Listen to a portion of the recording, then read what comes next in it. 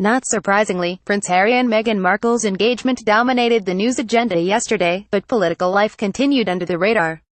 And in our list of 10 things buried by the royal wedding, one of the main items is the government's decision to effectively censor its own Brexit impact assessment handed over to Parliament last night. I've written before that the actual document consists of a single leverarch file of several hundred pages in paper form only, not curiously. And a heavily amended version of that file was given to the Brexit Select Committee, to comply with the formal request from the Commons. One month's redaction is another's edited highlights, but Davis stresses he has given MPs a censored version to protect commercial information and the government's negotiating position in talks with Brussels. One sympathetic MP tells me DD still looks pretty relaxed and appears like a whistling milkman as he tours the Commons tea room.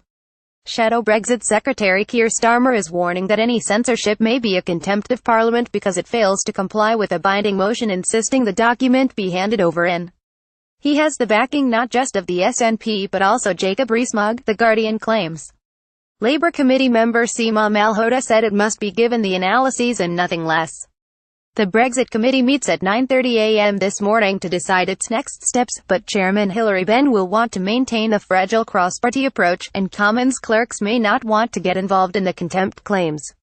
Government aides point out that Davis' letter to MPs was leaked to the Mirror last night, a move that doesn't bode well for the security of information passed to the committee. One Dexu source tells me Starmer is an opportunist zealot and voters just want to get on with Brexit and are tired of parliamentary parlour games. As the PM gathers her cabinet for its weekly meeting, you can't escape Brexit.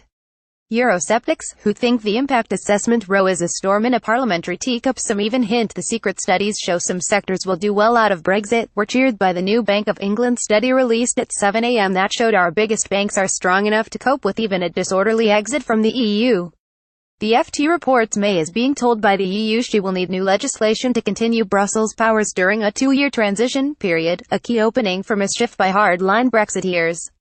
The OECD has its latest economic outlook report at 10 a.m. and Chancellor Philip Hammond takes Treasury questions in the Commons at 11:30 a.m.